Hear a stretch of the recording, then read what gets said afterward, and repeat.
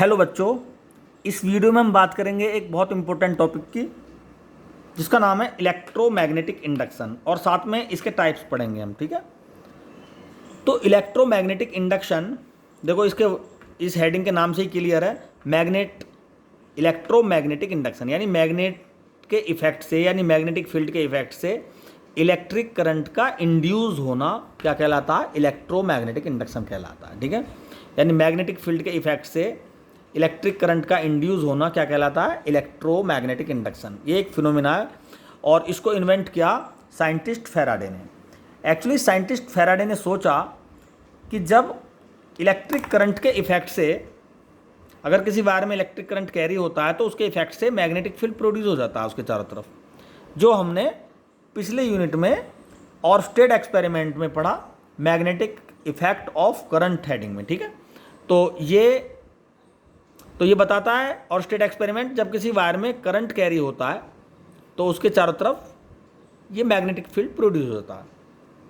इसके opposite scientist Faraday ने सोचा कि जब करंट के इफेक्ट से मैग्नेटिक फील्ड प्रोड्यूस हो सकता है तो मैग्नेटिक फील्ड के इफेक्ट से करंट को भी इंड्यूस होना चाहिए। इसी विचार को लेकर उन्होंने वर्षों एक्सपेरिमेंट किए और फाइनली उनको सक्सेस मिली। उन्होंने अपने एक्सपेरिमेंट में एक कोइल ली जिसमें गैल्वेनोमीटर जुड़ा है। गैल्वेनोमीटर ये बताता है कि सर्किट में कब करंट है कब नहीं है। ठीक है, करंट की डायरेक्शन को, करंट की प्रेजेंस को डिटेक्ट करता है गैल्वेनोमीटर। तो उन्होंने इस तरह की कोई एक कोइल ली और इसमें जोड़ दिया गैल्वेनोमीटर। इसमें एक निडिल होती है, नल पॉइंट 0 कहते हैं नल पॉइंट को, या तो इधर को डिफ्लेक्ट होगी या इधर को डिफ्लेक्ट होगी, करंट की डायरेक्शन को शो करेगी। ठीक है, और साथ में लिया उन्होंने एक मैग्नेट और मैग्नेट को इस कोइल के रिलेटिव मूव कराया। बड़े प्यार से करा रहे थे मूव। इनको कोई सफलता नहीं मिली स्टार्टिंग में।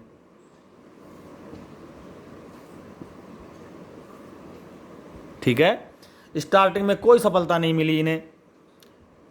मूव करा रहे थे, कभी इसके नज़दीक को लाते थे, यानी मैग्नेट को मूव करा रहे थे किसके रिलेटिव? ये कोइल के रिलेटिव। ठीक है, लेकिन कोई डिफ्लेक्शन इनको दिखा नहीं इस गैल्वेनोमीटर में। तो उनको जब बहुत कई वर्ष हो गए एक्सपेरिमेंट को करते करते, वर्ष का मतलब ये नहीं कि 24 घंटा उसी में लगे रहे, वो और भी काम करे होंगे अपने, लेकिन फाइनली उनको गुस्सा आया और इसको बड़ी ज़ोर से इसके ऊपर दे के मारा उन्होंने। जैसे ही इस मैग्नेट को इसके ऊपर दे के मारा तो उन्होंने देखा कि ये जो गैल्वेनोमीटर इसके नेडल में थोड़ा डिफ्लेक्शन आया। तो उन्होंने ये काम दोबारा किया, कई बार किया, बार बार देखा कि भाई ये तो बार बार बड़ी तेज़ी से मारने पर डिफ्लेक्शन आ रहा है, इसका मतलब मैग्नेट के इफेक्ट से इसमें करंट इंड्यूस हुआ है, लेकिन उसको इंड्यूस होने की कुछ कंडीशंस हैं। तो हालांकि अब जैसे ही इसमें डिफ्लेक्शन आया, ये तो प्रूफ हो गया कि मैग्नेटिक फील्ड के इफेक्ट से करंट का इंडक्शन हुआ है इसमें। ठीक है, तो साइंटिस्ट फैराडे ने इसको प्रूव किया एक्सपेरिमेंट से कि जब हम मैग्नेट को रैपिडली किसी कोइल के रिलेटिव मूव कराते हैं तो उसमें करंट इंड्यूस होता है। मैग्नेटिक ये जो निडिल है गैल्वेनोमीटर की, इसमें डिफ्लेक्शन आया और इसी आधार पर इन्होंने कुछ ऑब्जर्वेशंस की।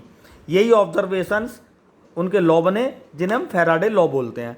तो इसमें हम इनके लॉ डिस्कस करेंगे तो ये और ज़्यादा क्लियर हो जाएगा।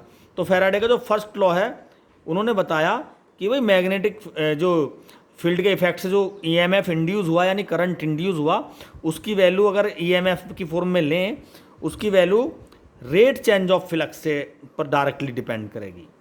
Rate change of flux means change of flux at per unit time जितना ज़्यादा होगा इंड्यूस ईएमएफ उतना ही ज़्यादा होगा। ठीक है, यानी हम इस मैग्नेट को जितनी रैपिडली इसके पास ले आएंगे, यानी जितनी रैपिडली इस मैग्नेट को मूव कराएंगे, रिलेटिव मोशन कराएंगे इन दोनों के बीच में, मैग्नेट को ही नहीं, मैग्नेट को एक जगह रखो, कोइल को ले आओ इसके पास को उतनी तेज़ी से, मेरा मतलब मोशन से, रिलेटिव मोशन से है। या तो मैग्नेट को कोइल के रिलेटिव मूव करा दो या कोइल को मैग्नेट के रिलेटिव मूव करा दो या दोनों को करा दो। यानी ओवरऑल दोनों के बीच में एक रिलेटिव मोशन सेटअप होना चाहिए। ये मोशन जितनी तेज़ी से होगा, ये मैग्नेटिक लाइन उतनी ही तेज़ी से इस कोयल में को पास होंगी, और जितनी तेज़ी से ये मैग्नेटिक लाइन इस कोयल में को पास होंगी, उतनी ही रैपिडली इस कोयल में मैग्नेटिक फील्ड में चेंजिंग आएगी। मैग्नेटिक फील्ड में क्या आएगी? चेंजिंग आएगी। जब मैग्नेटिक फील्ड में चेंजिंग आएगी, चूंकि कोयल का भी अपना एरिया है, तो एरिया और मैग्नेटिक फील्ड मिलकर फ्लक्स बनाएंगे। तो जब मैग्नेटिक फील्ड में चेंजिंग आएगी तो फ्लक्स में चेंजिंग आएगी, ठीक है। तो रैपिडली का मतलब रेट चेंज ऑफ फ्लक्स ज़्यादा करना, यानी कम टाइम में ज़्यादा फ्लक्स का चेंज होना। अगर कम टाइम में ज़्यादा फ्लक्स का चेंज हो रहा है तो हम कहेंगे रेट चेंज ऑफ फ्लक्स ज़्यादा हो रहा है। तो delta phi upon delta t क्या है? Rate change of flux. इस टर्म को बहुत क्लियरली समझना है। तो induce EMF is directly proportional to the rate change of flux. Clear? यानी रिलेटिव मोशन जितना ज़्यादा होगा, ये फ्लक्स चेंज उतना ही ज़्यादा होगा, और इंड्यूस ईएमएफ उतना ही लार्ज क्वांटिटी में इंड्यूस होगा। और उन्हें साथ में बताया कि इंड्यूस ईएमएफ की जो डायरेक्शन होगी वो इसमें ये गैल्वेनोमीटर की जो नीडल है इससे देखी, उन्होंने पाया कि जिस डायरेक्शन में मैग्नेटिक फील्ड चेंज हो रहा है उसके अपोजिट डायरेक्शन में क्या हो रहा है? ईएमएफ इंड्यूस हो रहा है। तो ईएमएफ की डायरेक्शन होगी, देखो हम आगे को लाएंगे इस मैग्नेट को, तो होगा क्या? यहाँ पर देखें, जब ये नज़दीक ये लाइंस जब यहाँ पर पहुँचेंगी तो यहाँ पर डेंसिटी ज़्यादा है मैग्नेटिक लाइंस की, यहाँ पर कम है। लेकिन जब यही कंडीशन यहाँ पर पहुँचेगी तो यहाँ पर मैग्नेटिक फील्ड बढ़ जाएगा। जैसे जैसे ये मैग्नेट इसके नज़दीक आ रही है, मैग्नेटिक फील्ड आगे की तरफ बढ़ेगा। तो उन्होंने बताया जिस डायरेक्शन में मैग्नेटिक फील्ड चेंज होगा उसके अपोजिट डायरेक्शन में ईएमएफ इंड्यूस होगा, यानी इंड्यूस ईएमएफ की डायरेक्शन होगी ये, या कहें इंड्यूस करंट की डायरेक्शन होगी ये। यानी मैग्नेटिक फील्ड इस साइड में चेंज हो रहा है, मैग्नेटिक और इंड्यूस करंट इस डायरेक्शन में फ्लो होगा इसके अंदर। तो यहाँ लगा देंगे हम नेगेटिव साइन और नंबर ऑफ टर्न की मल्टीप्लाई कर देंगे, ठीक है। अगर इसमें number of turn capital N है तो इंड्यूस ईएमएफ होगा ई, हम लिख सकते हैं minus N delta phi upon delta t. ये फैराडे का फर्स्ट लॉ हुआ, ठीक है। साथ में ही सेकंड लॉ भी उन्होंने दिया। उन्होंने एक और ऑब्जर्वेशन दी, वो ऑब्जर्वेशन सेकंड लॉ बनी। उन्होंने बताया कि जब इंड्यूस ईएमएफ ये डेवलप हुआ, देखो मैं यहाँ दोबारा कर इसको समझाने के लिए यहाँ पर एक कोइल बना रहा हूँ, दोबारा कर इसको, और यहाँ पर करंट इस साइड में फ्लो हो रहा है, ऐसे फ्लो हो रहा है ना इसमें, ऐसे बोलो, कुछ इस तरह से करंट का फ्लो हो रहा है। तो जब करंट का फ्लो इस तरह से होगा तो अंगूठा मेरा मैग्नेटिक फील्ड की डायरेक्शन को शो करेगा यहाँ पर, ठीक है। करंट इस तरह से, मेरी फिंगर्स करंट को शो कर रही हैं और मेरा थंब मैग्नेटिक लाइन को। तो यहाँ से जो मैग्नेटिक लाइंस पास होंगी कुछ इस तरह से होंगी, ऐसे, ठीक है। तो यहाँ पर देखें हम, जब मैग्नेटिक लाइन इस तरह से पास होंगी तो यहाँ से मैग्नेटिक लाइन निकलेंगी। जिस तरफ से मैग्नेटिक लाइन निकलती हैं वहाँ कौन सा पोल बनता है? North pole. और ये घूम के अपना लूप भी पूरा करेंगे तो यहाँ साउथ पोल बन गया। तो देखें ज़रा, नॉर्थ पोल इसके नज़दीक आ रहा है और इस इंड्यूस ईएमएफ ने यहाँ पर नॉर्थ पोल ही जनरेट कर दिया, यहाँ पर नॉर्थ पोल। तो क्या ये नॉर्थ पोल इसको आने देगा अपने पास? नहीं आने देगा, ठीक है। ये जो नॉर्थ पोल है ये इसके मोशन का अपोजिशन करेगा, या हम कह सकते हैं ये इंड्यूस ईएमएफ इस नॉर्थ पोल का अपोजिशन करेगा, यानी इसके हमारे अपने नज़दीक आने का विरोध करेगा, ठीक है। तो सेकंड फिर क्या हुआ? ये करंट किसकी वजह से पैदा हुआ? ये इंड्यूस ईएमएफ किसकी वजह से पैदा हुआ? इस नॉर्थ पोल को कोयल के पास आने की वजह से। अगर ये नॉर्थ पोल इस कोयल के पास ना आए तो करंट इंड्यूस नहीं होगा। ये करंट इंड्यूस क्यों हुआ? क्योंकि ये नॉर्थ पोल इस कोयल के पास आया, ठीक है। और ये इस भाई नॉर्थ पोल इसके पास आया तो क्या हुआ? करंट इंड्यूस हुआ। और इस करंट ने क्या किया? इसने कर दिया एक नॉर्थ पोल बना दिया इसने, ठीक है। यानी नॉर्थ पोल ने क्या कर दिया? इस मैग्नेट को आने से रोक दिया। कहने का मतलब ये हुआ कि ये करंट जिस वजह से पैदा हुआ उसका विरोध कर रहा है। किस वजह से पैदा हुआ? ये मैग्नेट के पास आने की वजह से पैदा हुआ ये करंट, और ये मैग्नेट को अपने पास नहीं आने दे रहा, ठीक है। या हम कहें कि जो इंड्यूस करंट है वो मैग्नेट के मोशन का विरोध कर रहा है, या ये कहें चेंज ऑफ मैग्नेटिक फील्ड का विरोध कर रहा है। यहाँ पे देखें मैग्नेटिक फील्ड इधर से इस साइड को चल रही है, बढ़ रही है, ठीक है भाई, लेफ्ट से राइट की साइड को मैग्नेटिक फील्ड बढ़ रहा है, तो इसने क्या काम करा, अपना मैग्नेटिक फील्ड लेफ्ट से राइट की तरफ को इंड्यूस कर दिया, ठीक है, प्रोड्यूस कर दिया। जो इंड्यूस ईएमएफ है ये हमारा, जिसकी डायरेक्शन मैं ये बता रहा हूँ, इसने इस डायरेक्शन में एक नया मैग्नेटिक फील्ड प्रोड्यूस कर दिया। ये क्या काम करेगा, ये इसका साथ देगा, विरोध करेगा, विरोध करेगा क्यों, इसकी डायरेक्शन तो है लेफ्ट से राइट और इसकी है राइट से लेफ्ट, तो ये तो आपस में अपोजिशन कर रहे हैं। इसका मतलब ये हुआ कि जो इंड्यूस ईएमएफ है ये इसके मोशन का भी विरोध करेगा, या ये कह दो कि चेंज ऑफ मैग्नेटिक फील्ड का विरोध करेगा, ठीक है। हम कह सकते हैं कि ये जो इंड्यूस ईएमएफ डेवलप हुआ ये इसके मोशन की वजह से हुआ है, या ये कह दो कि चेंज ऑफ मैग्नेटिक फील्ड की वजह से हुआ है। दोनों ही वजहों से जो भी है, दोनों ही वजहों का ये इंड्यूस ईएमएफ विरोध कर रहा है, ठीक है। इसे हम लेंज लॉ भी कहते हैं, यानी इंड्यूस ईएमएफ जिस वजह से पैदा होता है उस वजह का विरोध करता है, इसे हम लेंज लॉ भी कहते हैं, ठीक है। ये कंजर्वेशन ऑफ एनर्जी पर बेस्ड है। कैसे, देखो जरा यहाँ से जो हमारी नॉर्थ पोल है ये इसके पास को आई, करंट बना, एनर्जी बनी। अब अगर ये विरोध नहीं होगा यहाँ पर इसका, तो बस एनर्जी फ्री में बन जाएगी, लेकिन एनर्जी तो फ्री में नहीं बन सकती, एनर्जी तो चेंज होती है। इसका मतलब ये हुआ अगर हम यहाँ से करंट एनर्जी बना रहे हैं तो इसको पास लाने के लिए भी एक एनर्जी की जरूरत पड़ेगी, तभी तो इसने अपोजिट मैग्नेटिक फील्ड बना दिया। अगर ये बाय द वे मैं मान रहा हूँ ये ऐसा ही मैग्नेटिक फील्ड बना देती जैसा ये वाला मैग्नेटिक फील्ड था लेफ्ट से राइट, तो ओरिजिनल मैग्नेटिक फील्ड था।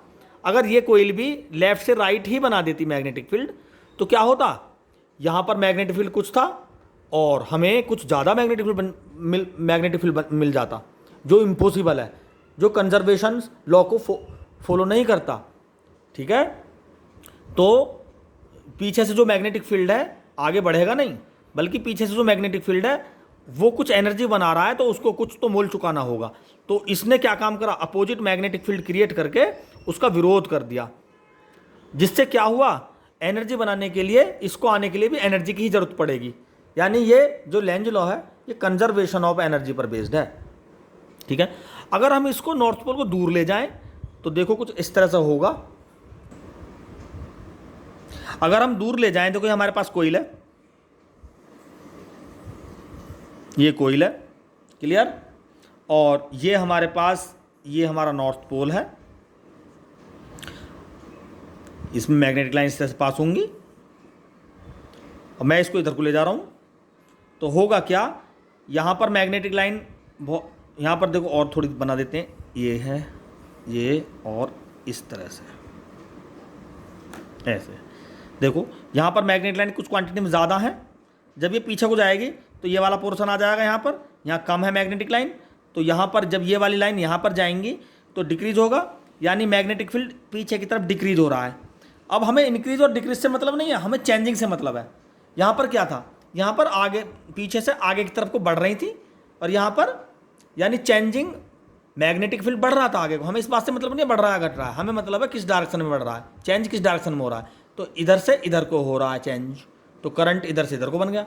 यहाँ पर क्या है, यहाँ पर इधर से इधर को चेंज हो रहा है, डिक्रीज हो रहा है। यहाँ पर पहले ज़्यादा था मैग्नेटिक फील्ड, अब ये जब इसको पीछे ले जा रहे हैं तो ये वाली पोजीशन यहाँ पर आ गई, तो ज़्यादा से कम हो गया मैग्नेटिक फील्ड इस पॉइंट पर, इस वाले पॉइंट पर।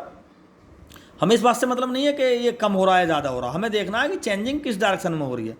तो अब चेंजिंग जो हो रही है राइट से लेफ्ट डायरेक्शन में हो रही है, ठीक है। तो यहाँ पर करंट बन जाएगा लेफ्ट से राइट, ये ठीक है, इस तरह से ये करंट डायरेक्शन होगी इसमें, ठीक है। जब ऐसी करंट की डायरेक्शन होगी तो अब फिर राइट हैंड रूल लगा दो, ठीक है। तो थंब की डायरेक्शन क्या है, लेफ्ट टू राइट, तो मैग्नेटिक लाइन जो प्रोड्यूस होंगी, भाई करंट इस तरह से फिंगर करंट शो कर रही है मेरे, और थंब मैग्नेटिक लाइन शो कर रहा है, तो इस कंडीशन में मैग्नेटिक लाइन इस तरह से क्रिएट करेगा ये, ठीक है। जब इस तरह से क्रिएट करेगा तो यहाँ पर नॉर्थ पोल बन जाएगा और यहाँ पर साउथ पोल बन जाएगा। अब साउथ पोल क्या काम करेगा, देखो ये मैग्नेट इससे दूर जा रही है, ठीक है, लेकिन ये दूर जाने का विरोध करेगा। एस पोल बना दिया इस करंट ने, जो करंट इंड्यूस हुआ उसने एस पोल बना दिया, ठीक है। एस पोल क्यों बना दिया? क्यों? क्योंकि उसको करंट को उसके पैदा होने का विरोध करना है, जिस वजह से वो पैदा हुआ है उस वजह का, उस रीज़न का विरोध, अपोजिशन करना है। वो किस वजह से पैदा हुआ? वो मैग्नेट के दूर जाने की वजह से पैदा हुआ, यहाँ पर इंड्यूस करंट है ना, या ईएमएफ। तो उसको इसको दूर नहीं जाने देना, ठीक है, इसको अट्रैक्ट करना है। तो यहाँ पर साउथ पोल बन गया, तो ये क्या हुआ? नॉर्थ पोल को अट्रैक्ट कर रहा है। यानी कहने का मतलब ये है, जब हम इस नॉर्थ पोल को दूर ले जा रहे हैं तो ये दूर भी नहीं जाने दे रहा करंट, इसको खींच रहा अपनी तरफ। और यहाँ पर ये नज़दीक आ रहा है तो करंट बन गया, और ऐसा बना कि यहाँ नॉर्थ पोल बन गया तो रिपेल कर रहा है। यानी जब ये पास आ रहा है तो ये नॉर्थ पोल बना के इसका रिपेल कर रहा है, ये current, induce current north pole बना के इसको आने नहीं दे रहा। और जब ये दूर जा रहा है तो इंड्यूस करंट ने साउथ पोल बना दिया और इसको दूर भी नहीं जाने दे रहा, पास खींच रहा है, अट्रैक्ट कर रहा है। तो कहने का मतलब ये हुआ, मोशन का विरोध कर रहा है कौन? इंड्यूस करंट, और मोशन की वजह से ही वो पैदा हुआ है। यानी जिस वजह से वो पैदा हुआ है उस वजह का विरोध कर रहा है, यही लेंज लॉ है। मोशन का विरोध कह दो या मैग्नेटिक फील्ड के चेंजिंग का विरोध कह दो। देखो यहां पर मैग्नेटिक फील्ड ज्यादा था, अब कम हो गया, है ना। ये मैग्नेटिक फील्ड इस लूप में तो बढ़ रहा था, तो उसको बढ़ने नहीं दे रहा, घटाएगा। अपोजिट मैग्नेटिक फील्ड बना दिया था इस तरह से, right to left magnetic field अपना बना दिया था। क्यों? इसको बढ़ने नहीं देना, उसको बढ़ने का विरोध करेगा। यहां पर क्या है? वो घट रहा है। यहां पर मैग्नेटिक फील्ड ज़्यादा है, जब इसको दूर ले जाएंगे तो ये वाली पोजीशन आ जाएगी, यहां पर कम हो जाएगा, यहां पर इस पॉइंट पर मैग्नेटिक फील्ड कम हो जाएगा। तो इस मोशन की वजह से इस कोइल में मैग्नेटिक फील्ड लगातार कम हो रहा है। तो इसने क्या काम किया? इंड्यूस ईएमएफ ने, इंड्यूस ईएमएफ ने इस डायरेक्शन में मैग्नेटिक फील्ड बना दिया, लेफ्ट टू राइट, ठीक है। क्योंकि ये जो मैग्नेटिक लाइन है इस तरह की, ये मैग्नेट से निकली हुई, ये मैग्नेट है, ये मैग्नेट है, और ये मैग्नेटिक लाइन्स हैं, ठीक है। इनकी डायरेक्शन ये है, ठीक। अब ये वाली डायरेक्शन लगातार घट रही है क्योंकि ये पीछे को जा रहा है, तो ये घटने भी नहीं दे रहा। इसने खुद का इस तरह की करंट बना के ऐसा मैग्नेटिक फील्ड बना दिया। यानी इस मैग्नेटिक फील्ड की वैल्यू कम हो रही है, तो अपना ऐसा ही बना के इसको कम भी नहीं होने दे रहा, ठीक है। और यहां पर क्या था? इसकी यहां मैग्नेटिक फील्ड की वैल्यू लगातार बढ़ रही थी, यानी ये वाला वेक्टर बढ़ रहा था, तो इसने इंड्यूस ईएमएफ ने अपोजिट मैग्नेटिक फील्ड बना दिया, क्योंकि उसको बढ़ने भी नहीं देना। जब ये बढ़ रहा था तो इसका अपोजिट मैग्नेटिक फील्ड बना दिया, और जब यहां पर ये घट रहा है दूर जाने की वजह से, तो घटने भी नहीं दे रहा, उसके जैसा मैग्नेटिक फील्ड बना दिया। यानी जब ये घटेगा तब तो उसकी जैसा ही मैग्नेटिक फील्ड बना देगा, उसको घटने नहीं देगा, विरोध करेगा। और जब ये बढ़ रहा था तो उसके अपोजिट मैग्नेटिक फील्ड बना दिया। यानी बढ़ेगा तो बढ़ने नहीं देगा, घटेगा यहाँ पर घट रहा है तो घटने भी नहीं देगा, उस जैसा मैग्नेटिक फील्ड बना के उसको बढ़ाने की कोशिश करेगा। ओवरऑल कहने का मतलब यह है कि जिस वजह से इंड्यूस ईएमएफ इंड्यूस हुआ है उस वजह का विरोध करता है, मैग्नेटिक फील्ड के चेंजिंग का विरोध और मैग्नेट के या रिलेटिव मोशन का विरोध करेगा, ठीक है। दूर जाएगा तो पास बुलाएगा, और पास आएगा तो उसको धकेलेगा, नॉर्थ पोल बना के रिपेल करेगा, ठीक है। यानी रिलेटिव मोशन का अपोजिशन करेगा और साथ में क्या होगा? मैग्नेटिक फील्ड के चेंजिंग का भी विरोध करेगा। यही लेंज लॉ है और यही कंजर्वेशन ऑफ एनर्जी भी है, ठीक है। तो ये है इलेक्ट्रोमैग्नेटिक इंडक्शन, और साथ में है ये क्या, फैराडे के दो इंपॉर्टेंट लॉ जो हमने इसमें डिस्कस करें। अब हम बात करेंगे इलेक्ट्रोमैग्नेटिक इंडक्शन के टाइप्स के, जो करेंगे हम इसमें नेक्स्ट सेक्शन के अंदर। तो बच्चों पिछले सेक्शन में हमने इलेक्ट्रोमैग्नेटिक इंडक्शन को समझा और उससे रिलेटेड फैराडे लॉ थे वो समझे, जिसमें हमने फर्स्ट लॉ और सेकंड लॉ लेंज लॉ समझा। अब हम इस सेक्शन में बात करेंगे टाइप्स ऑफ इलेक्ट्रोमैग्नेटिक इंडक्शन, जिसमें पहला टाइप है म्यूचुअल इंडक्शन और दूसरा है सेल्फ इंडक्शन। तो सबसे पहले बात करेंगे म्यूचुअल इंडक्शन की, एक ही साथ इनको समझेंगे। तो म्यूचुअल इंडक्शन क्या होता है? अगर हम दो कोइल एक साथ रख दें, जैसे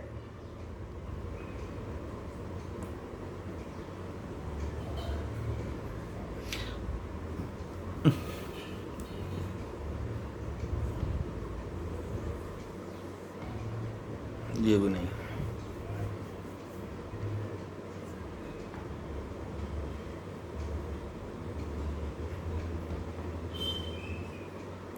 एक कोइल ये है और दूसरी इसके भी इसके नज़दीक एक और रख दें।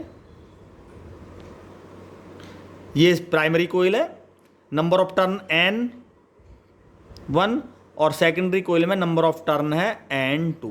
ठीक है। म्यूचुअल इंडक्शन में क्या होता है, ये प्राइमरी कोइल में अगर हम करंट चलाएं, इसमें कैरी करें, तो राइट हैंड रूल से क्या होगा, ये थंब की डायरेक्शन मैग्नेटिक लाइन को शो करती है। ठीक है। अगर ये करंट है तो इसमें से मैग्नेटिक लाइन पास होंगी,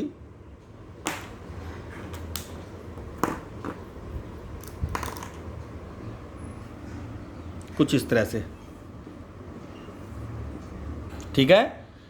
अगर प्राइमरी कोइल में हम इलेक्ट्रिक करंट कैरी करते हैं तो इलेक्ट्रिक करंट की वजह से इसमें मैग्नेटिक फील्ड बनेगा और इसकी प्राइमरी कोइल की मैग्नेटिक लाइंस सेकेंडरी कोइल में को पास होंगी। जैसी करंट में थोड़ा सा चेंजिंग आएगा तो मैग्नेटिक फील्ड में चेंजिंग आएगा, और जैसी मैग्नेटिक फील्ड में चेंजिंग आएगा तो इसमें जो हमारी सेकेंडरी कोइल है इसमें क्या होगा, एक करंट इंड्यूस होएगा। ठीक है। तो इस टाइप के इंडक्शन को बोलते हैं म्यूचुअल इंडक्शन। ठीक है।